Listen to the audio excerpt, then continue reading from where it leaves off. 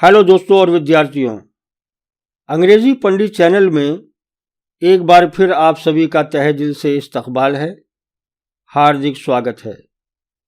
तो लीजिए साथियों, एक बार फिर एक नई स्टोरी के साथ आपकी खिदमत में हाजिर हूं।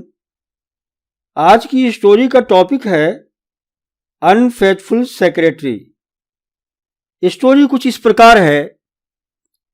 काजी अयास बिन मुआविया अपने समय के महान विद्वानों और न्यायाधीशों में से एक थे।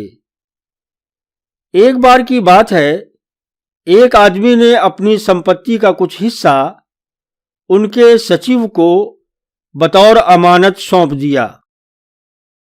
फिर अपनी पूर्व निर्धारित योजना के अनुसार वो आदमी हज के लिए मक्का रवाना हो गया।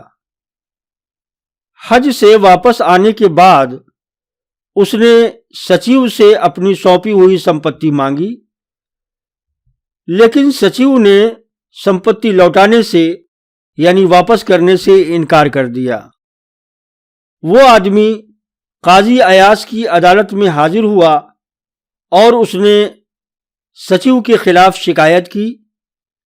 काजी अयास ने उससे पूछा, क्या मैं तुम्हें जानता हूं? क्या तुम पहले कभी मेरे पास आए हो? वो बोला, नहीं, ये हमारी पहली मुलाकात है। काजी अयास ने पूछा, मेरे सचिव को संपत्ति सौंपते वक्त क्या तुमने किसी को गवाह बनाया था? उसने जवाब दिया, नहीं, इस मामले की जानकारी किसी को भी नहीं है। काजी अयास ने कहा, तो फिर फिलहाल तुम वापस जाओ और अपना मामला छुपाए रखो। फिर 2 दिन तक इंतजार करने के बाद मेरे पास आओ। जब वो आदमी वापस चला गया तो काजी अयास ने अपने सचिव को बुलाया और कहा, मैंने बहुत सारा धन जमा कर लिया है, इसलिए मैं इसे तुम्हारी देखरेख में रखना चाहता हूं। क्या तुम्हारा घर सुरक्षित है? काजी अयास ने आदेश के स्वर में आगे कहा, संपत्ति रखने के लिए जगह तैयार करो और 2 दिन बाद मुझे बताओ ताकि मैं उस जगह का निरीक्षण कर सकूं। सचिव ने उत्तर दिया, जी अच्छी बात है। काजी अयास के हुक्म के मुताबिक 2 दिन बाद वो आदमी आया तो काजी ने उससे कहा, अब तुम मेरे सचिव के पास जाओ और अपनी संपत्ति मांगो। अगर वो लौटा देता है तो ठीक है, वरना उससे कहना कि मैं इस मुकदमे को काजी की अदालत में ले जाऊंगा। वो आदमी सचिव के पास आया और कहा, मेरी संपत्ति लौटा दो, नहीं तो मैं काजी की अदालत में तुम्हारे खिलाफ मुकदमा दायर कर दूंगा। यह सुनते ही सचिव घबरा गया और उसने तुरंत उसकी संपत्ति वापस कर दी। तब सचिव काजी अयास के महल पर पहुंचा। जैसा कि उसे आदेश दिया गया था, उसे देखते ही काजी ने बुरी तरह उसे फटकारा और कहा कि मेरे पास भी मत आना, हे विश्वासघाती। तो दोस्तों, कहानी यहीं पर खत्म होती है। अब हम कहानी की एक्सरसाइज की तरफ चलते हैं। स्टोरी का सेंटेंस नंबर 1, अयास बिन मुआविया अपने समय के महान विद्वानों में से और न्यायाधीशों में से एक थे। अयास बिन Muawiya one of the great scholars and judges of his time। Meaning कुछ इस तरह है, अपने समय के मीन्स ऑफ हिज टाइम महान विद्वानों में से एक, one of the great scholars. Sentence number 2, एक बार की बात है, एक आदमी ने अपनी संपत्ति का कुछ हिस्सा उनके सचिव को बतौर अमानत सौंप दिया। Once upon a time A man entrusted some of his property to his secretary। Meaning कुछ इस प्रकार है, एक बार की बात है means once upon a time, अपनी संपत्ति का कुछ हिस्सा means some of his property, सचिव मीन्स सेक्रेटरी, रखना या सौंपना मीन्स इंटरेस्ट। सेंटेंस नंबर 3, फिर अपनी पूर्व निर्धारित योजना के अनुसार वो आदमी हज के लिए मक्का रवाना हो गया। Then according to his predetermined plan, he left for Mecca for हज। पूर्व निर्धारित योजना, प्री डिटरमाइंड, के लिए रवाना होना मीन्स टू लीव फॉर, के अनुसार means according to. Sentence number 4, हज से वापस आने के बाद उसने सचिव से अपनी सौंपी हुई संपत्ति मांगी, लेकिन उसने लौटाने से यानी वापस करने से इनकार कर दिया।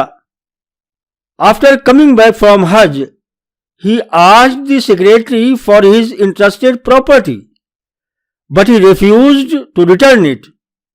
वापस आने के बाद मीन्स आफ्टर कमिंग बैक, मांगना टू आस्क फॉर, सौंपी हुई संपत्ति इंटरेस्टेड प्रॉपर्टी, लौटाने से इनकार करना means to refuse to return. Sentence number 5, वो आदमी काजी अयास की अदालत में हाजिर हुआ और उनसे सचिव की शिकायत की। The man appeared in the court of Qazi Ayas and complain to him against the secretary. Meaning कुछ इस प्रकार है, हाजिर होना या प्रकट होना, टू अपीयर, के खिलाफ शिकायत करना, to complain against. Sentence number 6, Qazi Ayas ने उससे पूछा, क्या मैं तुम्हें जानता हूं या क्या तुम पहले कभी मेरे पास आए हो? Qazi Ayas asked him, do I know you or have you been to me before. यहां पर बीन मेन वर्ब के रूप में प्रयुक्त हुआ है और इसकी जगह पे कम का प्रयोग भी किया जा सकता है। और याद रखें कि बीन बी की थर्ड फॉर्म है। मीनिंग पर गौर कर लेते हैं। पूछना मीन्स टू आस्क, कभी मीन्स एवर, पहले मीन्स बिफोर। सेंटेंस नंबर 7, वो बोला, नहीं यह हमारी पहली मुलाकात है। He said, no this is our first visit. Meaning पर गौर कर लेते हैं। मुलाकात या भेंट, टू विजिट और to meet. Sentence number 8, Qazi Ayas ने पूछा, मेरे सचिव को अपनी संपत्ति सौंपते समय क्या तुमने किसी को गवाह बनाया था? Qazi Ayas asked, while handing over your property to my secretary, did you make anyone a witness? Meaning कुछ इस प्रकार है, सौंपते समय, while handing over, banana, to make, गवाह means witness। सेंटेंस नंबर 9, उसने जवाब दिया, नहीं, इस मामले की जानकारी किसी को भी नहीं है। He replied, no, no one is aware of this matter। Meaning कुछ इस प्रकार है, किसी को भी नहीं, no one, मामला मीन्स मैटर, से वाकिफ या से परिचित या का पता means aware of. Sentence number 10, काजी अयास ने कहा, वापस जाओ और फिलहाल अपना मामला छिपाए रखो, फिर 2 दिन तक इंतजार करने के बाद मेरे पास आओ। काजी Ayaz said, go back and hide your case for the time being, then after waiting for 2 days come to me। Meaning पर गौर कर लेते हैं।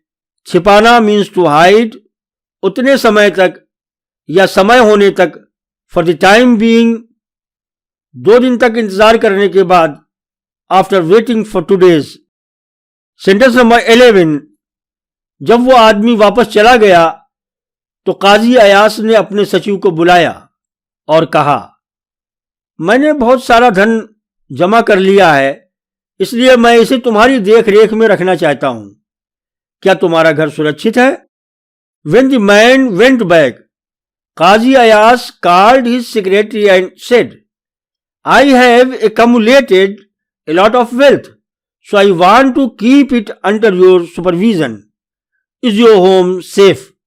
मीनिंग कुछ इस प्रकार है, वापस जाना, टू गो बैक, बहुत सारा धन या ढेर सारा धन, a lot of wealth, जमा करना या इकट्ठा करना, मीन्स टू accumulate, तुम्हारी या आपकी देखरेख में, under your supervision. Sentence number 12, काजी अयास ने आदेश के स्वर में आगे कहा, संपत्ति रखने के लिए जगह तैयार करो और 2 दिन बाद मुझे बताओ ताकि मैं उस जगह का निरीक्षण कर सकूं। Qazi Ayas further said in a tone of order, prepare a place to keep the property and tell me 2 days later so that I can inspect the place। Meaning पर गौर कर लेते हैं।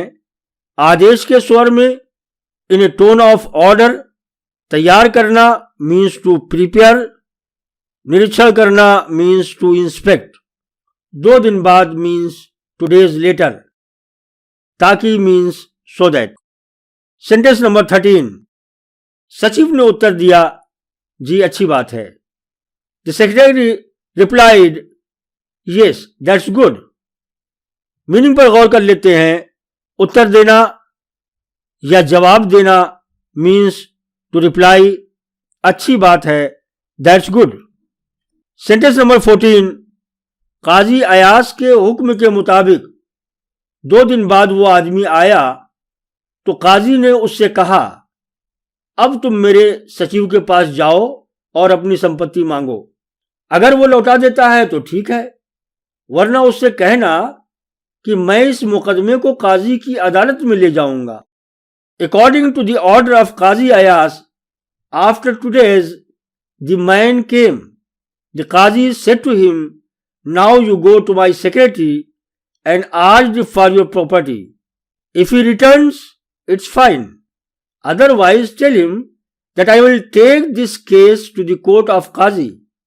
मीनिंग कुछ इस प्रकार है के अनुसार, अकॉर्डिंग टू, वरना या नहीं तो मीन्स अदरवाइज, मांगना means to ask for. Sentence number 15, वो आदमी सचिव के पास आया और कहा, मेरी संपत्ति लौटा दो, नहीं तो मैं काजी की अदालत में तुम्हारे खिलाफ मुकदमा दायर कर दूंगा। यह सुनते ही सचिव ने तुरंत उसकी संपत्ति वापस कर दी। The man came to the secretary and said, return my property or else I will file a case against you in the court of qazi. On hearing this, the secretary immediately returned his property. Meaning पर गौर कर लेते हैं। नहीं तो या वरना, are else are otherwise. यह सुनते ही मीन्स ऑन हियरिंग दिस, मुकदमा दायर करना, to file a case or to file a suit. Sentence number 16, तब सचिव काजी अयास के महल पर पहुंचा। जैसा कि उसे आदेश दिया गया था, उसे देखते ही काजी ने बुरी तरह से उसे फटकारा, मेरे पास भी मत आना, हे विश्वासघाती। Then the secretary reached the palace of Qazi Ayas as he had been ordered. On seeing him, Qazi reprimanded him terribly, don't even come near me, oh unfaithful। Meaning पर गौर कर लेते हैं। महल मीन्स पैलेस, डांटना या फटकारना means रिप्रिमेंड, बुरी तरह, terribly और badly, आना भी नहीं means don't even come. So guys, आज की स्टोरी यहीं समाप्त होती है। मिलते हैं अगली वीडियो में एक नई स्टोरी के साथ। If you like this video, please don't forget to like, share and comment. तब तक यारो भूल न जाना इस अंग्रेजी पंडित को, चलते रहना जब तक कि साकार न कर लेना हित को।